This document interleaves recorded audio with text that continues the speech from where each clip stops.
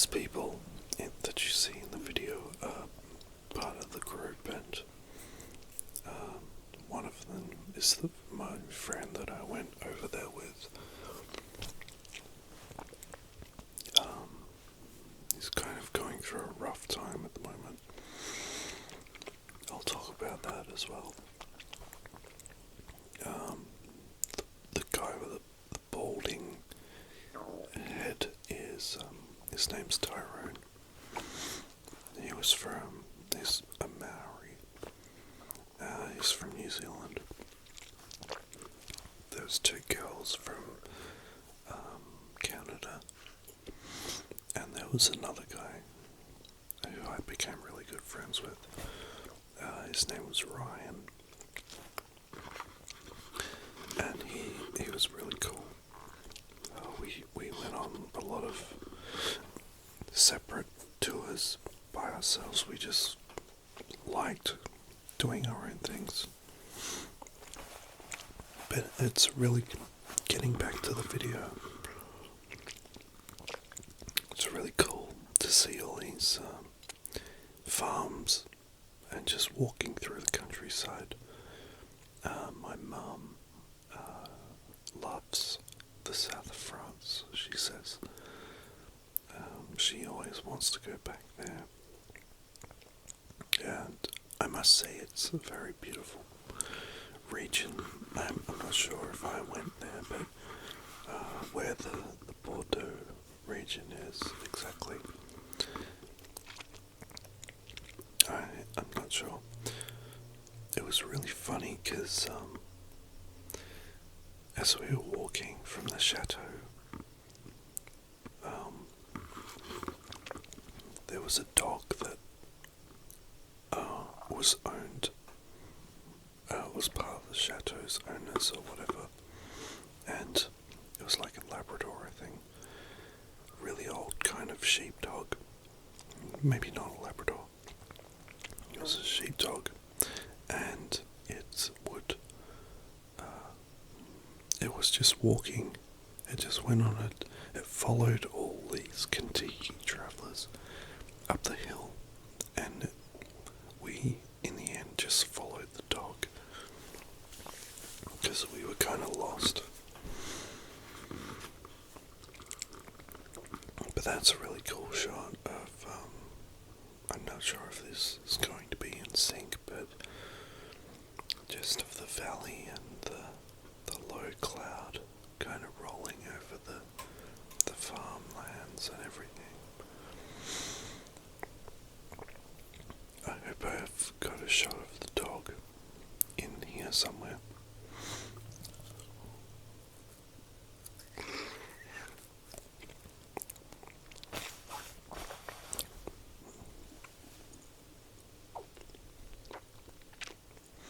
But this was a day of getting to know pretty much the fellow travellers.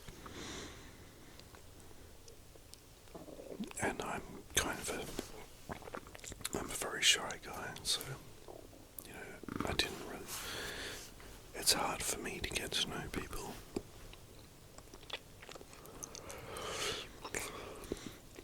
That's why I like travelling by myself.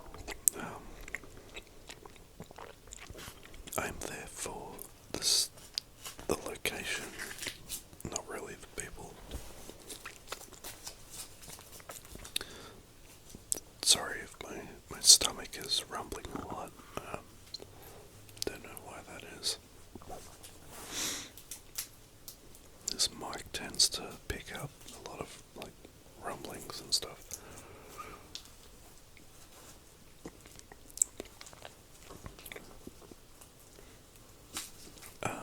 I lost a lot of weight, I must have done so much walking, which was a really good thing, because after being on Prestige, which is a really terrible antidepressant that made me balloon in size, going on this trip really helped without me even knowing, burning off a lot of calories.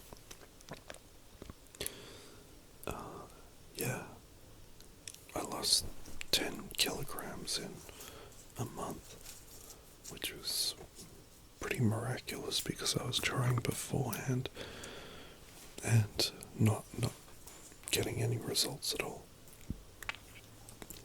I think it was a combination of the walking and the exercise and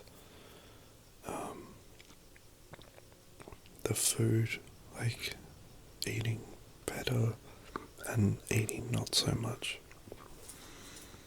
and then being violently ill at the end of the trip.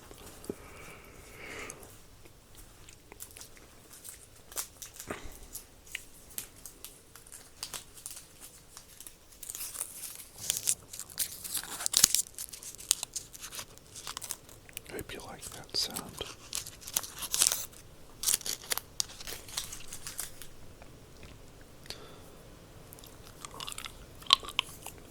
I think I was walking over here to take a piss or something.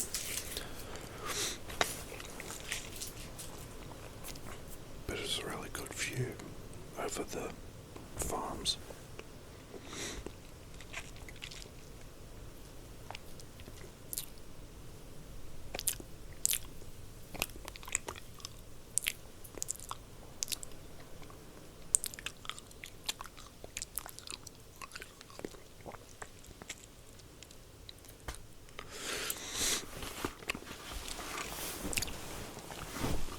Still no sign of the dog, but that was a really cool dog. I love animals they just have their own personalities, really independent. This dog kind of just walked up, being really cool, chilling out. People just drank wine, and the dog had some food as well, and trying to give it some water. I think afterwards I walked down to these regions that are on the camera, and I got so lost. I must have walked the same. Getting back to the chateau was really hard. They have these little arrows and stuff, but no directions at all. And I was just thinking to myself, the friggin' dog found its way back. By itself, like how the hell, why can't I? And I was actually thinking, I walked out and my GPS was fucked, and my battery was that feeling when you have 10% left on your iPhone and then all of a sudden it just dies and you can't turn it on again. It was so irritating. But eventually I found my way back.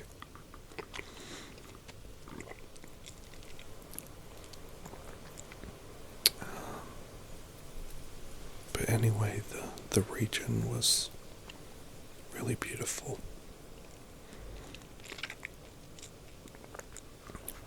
So many grapevines. A very peaceful place. I tend to take heaps of video when I'm out.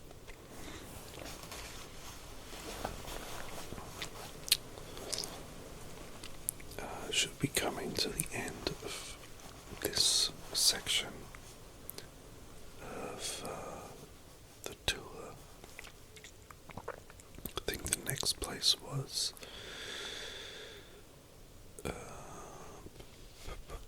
Monaco. That was another really cool place. my friend, he had a really rough time at the chateau. We ended up calling it the shiteau because it was the accommodation was horrible, and he ended up getting really drunk, and he bought a bottle of or 2 bottles of red wine, and he spilt them all over his bed and the roommate's bed. It was just covered in red wine, like someone had been murdered, and he was like fucking fidgeting all the time. Oh well. And I got like 2 hours sleep. It's sleeping in a room with 2 other guys is within the vicinity that they're like a meter away from you. It's just torture. This trip really made me appreciate life a lot more. And watching it back kind of it's really affirming to make me see that even though I might have bad days now, at least I'm not living like I was on this trip. Some of the accommodations are really horrible, like really bad, and that's because you're paying, so you're not paying that much for the whole thing. And if you were to do it by yourself, the cost would be pretty astronomical. Like the amount of fuel that the bus must have gone through, and the tolls, and shit like that. The cost would add up, and the accommodation as well would be pretty crazy. Very highly priced.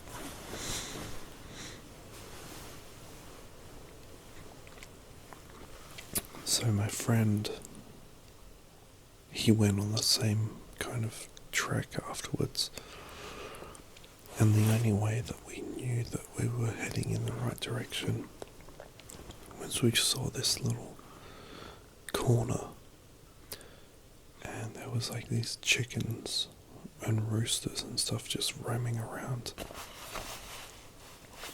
So we, forget Siri and Google Maps. You just rely on your own senses. Rely on the chickens just roaming around. Because when you're in dire straits like that, that's all you gotta use. That's all you've got to help you. And there were these little blue markers with arrows, and apparently that is what you're meant to use to direct your way back to the chateau. These little blue arrows placed in indiscriminately marked places. So yeah, if you're new to this region, you have no fucking idea where anything is. Everything looks the same, and like little dirt roads and stuff. And I had no idea how that dog managed to find its way to and from the picnic site every day.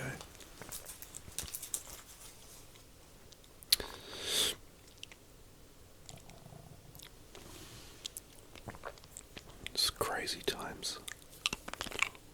But the town and everything was really nice. Just walking by yourself through the French countryside, having times to just you and your thoughts.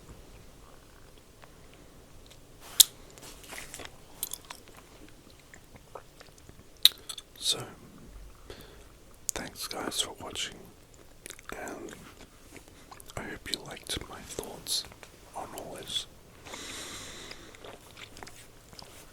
Now I'm just gonna go and watch the last episode of Westworld.